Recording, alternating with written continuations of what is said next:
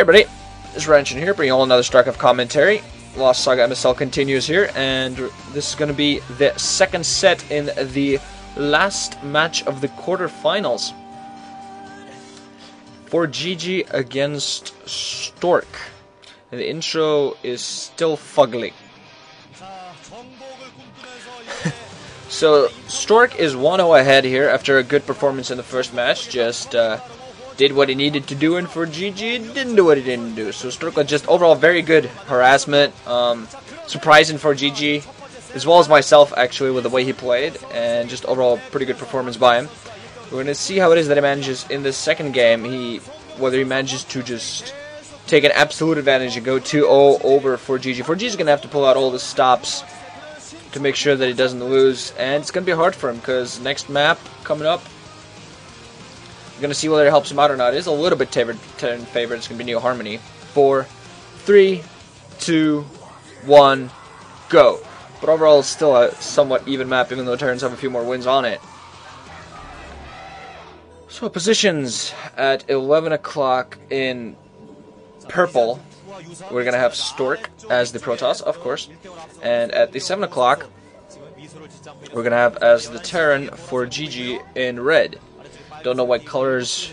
When some people ask why colors matter in off-race matchups, you know, non-same race matchups, non-mirror matchups, then it's because of the minimap.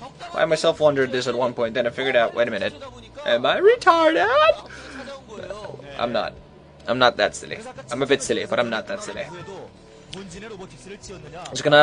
ForGG is gonna have to pull out something pretty strong to come out ahead here. Stork, just if he allows Stork to play standard, Stork will be able to do pretty much the same thing. Stork looks very hot right now, and I don't mean his physical appearance, although I'm not saying that he's not hot. I'm just not always the best judge of male physical appearance.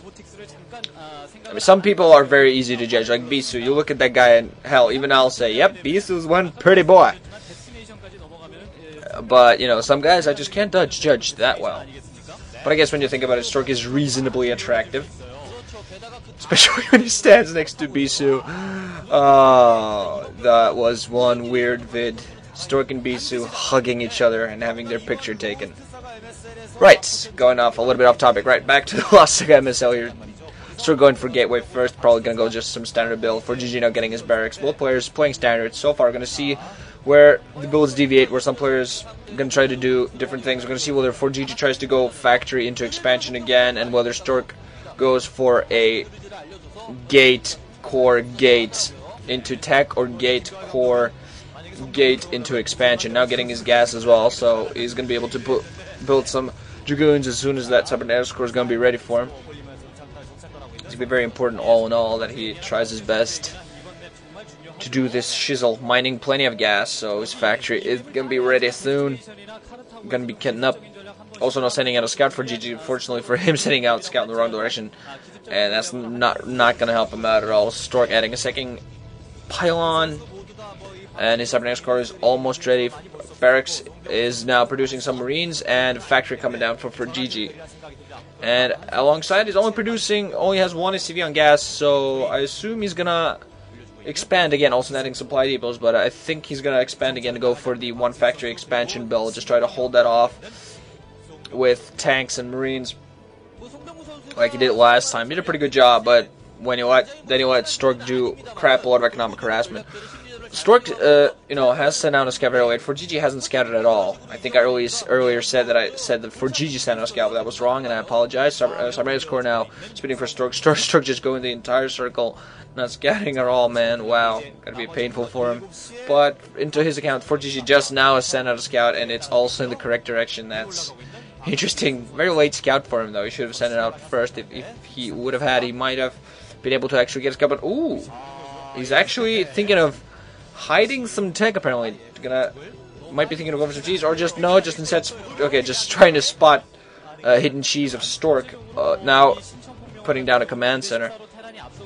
Just thinking of expanding fairly soon. That is natural. Probe gonna go up. That's gonna get killed. SCV is gonna get by, but not gonna get by that Zealot there most likely. We'll see. Nope, gets killed by the Zealot Dragoon combo. So neither player has the scout. I think if ForGG would have sent his SAV scout a little bit earlier, definitely would have had the scout, and that would have given him an advantage. But unfortunately for him, that's not the case. Machine Chop spitting, that's most likely mines, even though he's going to get tank. He might actually be thinking of getting early siege mole like he did last time, to try to hold off those Dragoons with a tank instead of bolts. Yeah. That's what I meant to say. 2 gateways for Stork, so he's going for pretty much the same build. We're going to see at this point whether he techs or expands. I didn't quite see how much he was mining at that point. Dragoons then moving out. Going to see whether Stork tries to put on some pressure. He's not going to be able... He possibly could try to go up here with that Zealot. Zealot is going to go up, trying to get range. No, he's not going to... Dragoons are just not very effective going up a ramp because they have a chance to miss, and every time they do, you just feel some pain inside of your soul. It feels like a part of you dies every time your Dragoon shoots at a gigantic target like a tank. It doesn't hit. Or just a target like a Marine. You got nothing but Marines against you, and then boom.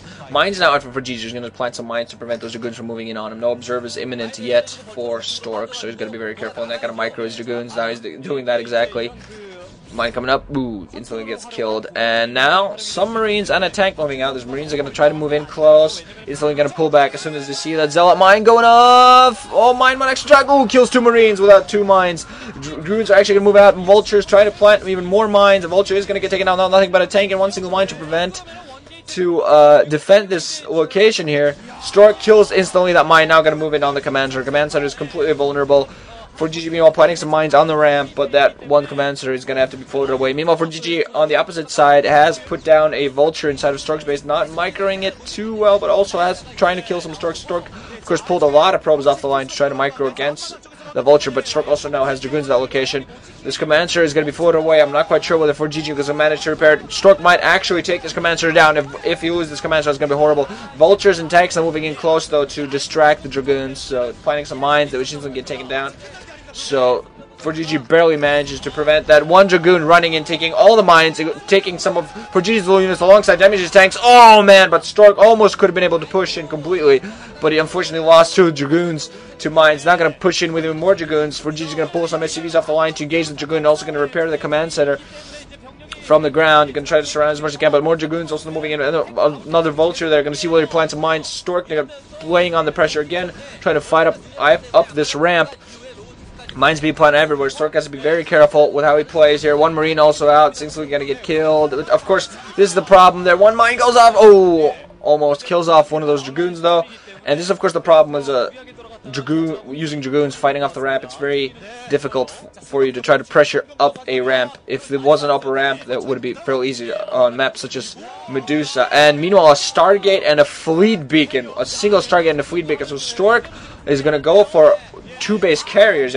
He has expanded at this point, so he's going to go for 2 base carriers, and I'm not quite sure. I don't think ForGG sees this coming, and if he does, I don't think he has enough time to build up a defense against it, because Stork is going to have some Dragoons on the ground to help, and these Vultures are going to try to move in, but there is 1 Dragoon going to be on that ramp. He's going to block it off. Those Vulture's not going to move up that ramp. 1 mine does get planted, and does almost hit a Dragoon, but doesn't quite work out. Stork has quite a few Dragoons to defend. Now the Fleet Beacon is ready, and he's morphing in a second Stargate as well, so he's going to get plenty of carriers, and as soon as those carriers pop out, there's going to be curtains.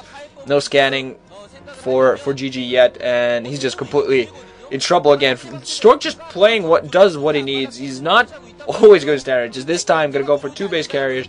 Know that as soon as those carriers are going to be out there, he's going to kill completely. This perfect tech change here by Stork. He's probably going to keep some Dragoons on the ground there to prevent those Vultures from getting map control. Mine going off, hitting quite a few Dragoons there though, so he's got to be careful with that. Just clearing some mines, running around. Is not going to have observers, so he's going to be careful in that regard. He also thinking of expanding at the Troll Clock, which was spotted. Now just getting his carriers. We're going to see how many carriers he gets before he moves out, whether he just finds that 2 carriers are enough, because they can be. There are almost no air defense. There is an engineering bay and